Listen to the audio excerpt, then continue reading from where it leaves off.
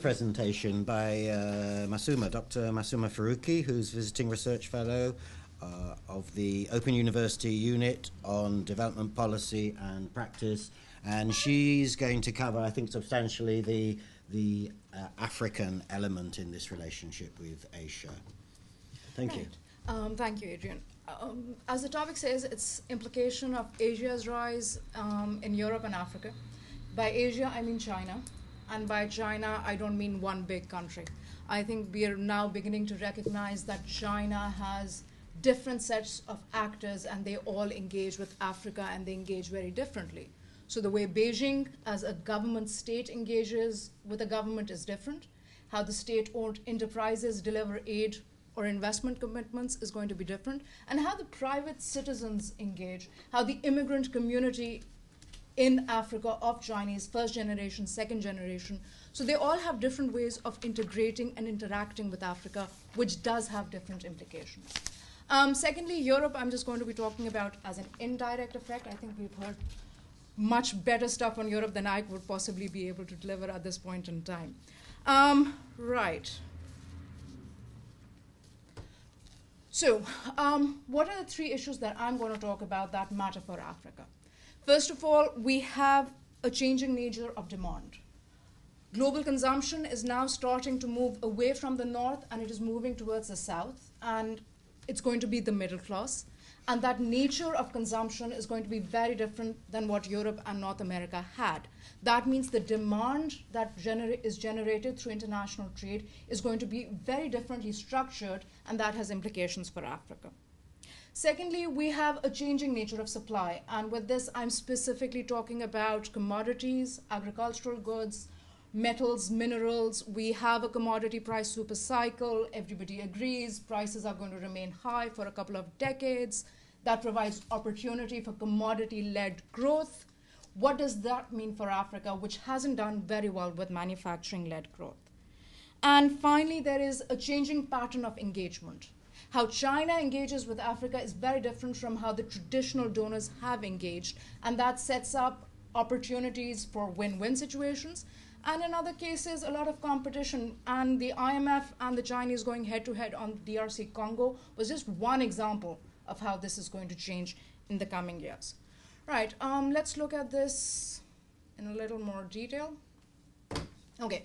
What do we mean by changing nature of demand? The figures are impressive. By 2030, Asia Pacific is going to account for 59% of the global middle class spending.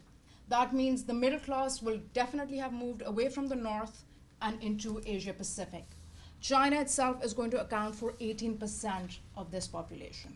Now, Karas defines the global middle class as between $10 and $100 a day kind of earning incomes. The important bit to remember about China is the bulk of the population is not sitting towards the $100 segment, it's sitting towards the $10 segment. That means they are just entering into middle class, and therefore their demands of consumption of goods is going to be very different than what you're going to get at the $100 spectrum end. China's investment in infrastructure is projected to double by 2018 again. We're talking about $2.6 trillion. That's a lot of money. With infrastructure investment, you're going to get a lot of demand for hard commodities, iron ore, steel, aluminium, anything that goes into bridges, copper wiring, construction. India, who's supposed to be the second largest, is sitting something on 6.5 billion, which is minuscule compared when you talk about 2.66 trillion. That essentially means that the demand for hard commodities is going to continue to exist for the next couple of decades. Finally, by 2018, Goldman Sachs projects that China's per capita income is going to be $7,600. That's not middle class income country grouping. Korea sits around 25, the USA sits around 40. Japan is being overtaken by China this year, and it will become China is going to become the second largest economy this year. It is projected to overtake the USA around 2038. The fact remains that even though it's a large economy, it's a developing economy. It is still half the size of the USA economy. So when we hear these great figures about China becoming very, very large, you have to remember it's a developing country. And therefore, its developing country needs are going to be very different than what is being generated by the North or by Europe or by Latin America in that sense of the word. So what do we need to know about demand?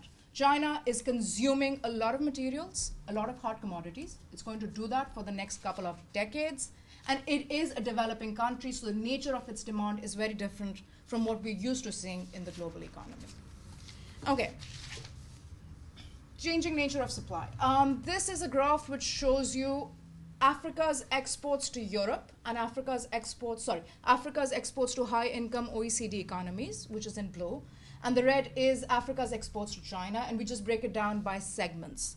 There's a clear difference. For example, in agricultural raw materials, fine, it's a small, minuscule amount, but China imports more raw material.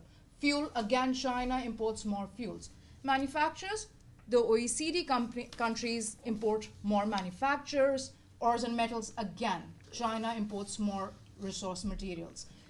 End line, China is not interested in manufacturers from Africa at this point in time, even though it's dropped tariff levels to almost zero for all African countries at this point. It is going to just suck in the raw materials and the commodities that are going to come out of Africa, which of course scares a lot of people. The resource curse, oh my God, we can't have commodity-led growth. You have resource seeking, governments become corrupt, there can be no development.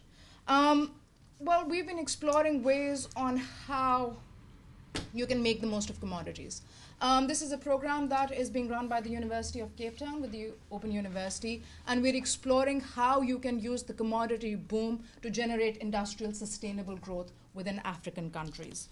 The answer to that is in linkages. For those of you who are not very familiar with value chain literature, value chain simply says that production is now fragmented. A lot of different companies will be involved in a production process. And the idea is that you start getting into that link, into that chain, and start participating in a value chain. Now, East Asia is all about production linkages. Africa has not been able to break into that as yet, and that's the area that we would like to get into. Right, we have a nice little model. On the horizontal axis, you have time. On the vertical axis, you have value added within the mining sector. Now, the first half, which is called outside mining sector, which is labeled as win-win, these are simple linkages. This is a mining firm putting roots down in Tanzania and saying, we're going to outsource the laundry, we're going to outsource security, stationery. Simple, non-core competencies are being outsourced to local firms. Now, it is usually takes time for this linkage to develop. It will accelerate, and then it will start to plateau out over time. The top half of that is the core competency of the mining firm. That's where it makes its profit. That's where it makes its rent. And that it is not willing to lend out to local sources or to any other firm. Now, how do you make the most out of commodities? The first idea is that you speed up the linking process. You speed up the way the firms, local firms, integrate into mining operations, make it quicker. And the second, more challenging aspect is to deepen that linkage, which means that you encourage firms to step into the core competencies of mining firms. That means developing exploration capabilities, for example, simple manufacturing capabilities so you can provide the inputs that mining firms require. This kind of process, where you're not directly competing against a mining firm in exploration and actual mining, but feeding into the chain, we think is going to be one of the easiest and the better ways for Africa to actually benefit from its commodities sector. Right, last stage, China and Africa. China and Africa is known for its policy bundle. It's aid plus trade plus FDI. China's definition of aid, a lot of people have tried to find a definition. We're still not sure what China means when it says aid. China itself says we assist, we're all South-South friendly. We don't use the word aid. Three things that are important in this. Africa's importance to China. It is about energy. It is about minerals, material. It is about long-term supply security. But it is also about support in the global fora. For example, if African countries recognize Taiwan, China does not negotiate with them. Now, given that China and Taiwan seem to be getting on much better in the past couple of months, let's see where this goes. Secondly, The FDI to Africa is predominantly in the resource sectors, but you are seeing increasing flows to the manufacturing sectors as well. This is also moving into agricultural products and services. And finally, aid to Africa, it is coordinated through the Forum on China-Africa Cooperation. It is tied to Chinese firms and extensive technical assistance, prestige projects. I think the Chinese are building the new African Union offices in Ethiopia as well. So they do the big grand projects and sort of have everybody say, yep, the Chinese are great. Of course, they've been accused of corruption, of not hiring local people.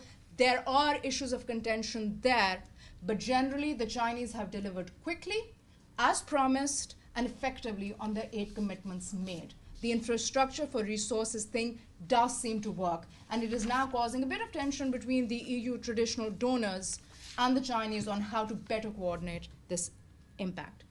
Right, on to the last slide. Okay, what are the implications for Africa? Because of the nature of demand in China, China is less discerning about product and process standards. Whereas the European Union may have high standards, safety, regulation, childcare, well, you know, not having child labor, all of that kind of stuff, the Chinese are not following those standards. So at the moment, for African manufacturers to be able to feed into Chinese demand may be an easier process than trying to feed into Europe. The resource sector has opportunities, it has pitfalls. It needs to be carefully managed, it needs to be seen how best to derive the resource riches. The infrastructure for resources engagement is helpful, but African countries do need to negotiate. And the Chinese have negotiated. When people have come to them and said, this is how we want to do things, the Chinese state has responded and has taken those considerations into agreements. Finally, China has an Africa strategy. Africa does not have a China strategy. They are still tending to do business bilaterally without a cohesive whole in how they deal with China. There are concerns about beggar thy neighbor policies coming out in Africa. And so we need to move towards a stage where the African Union or any other forum comes up with a China strategy and they can gain the best out of that. And I am done.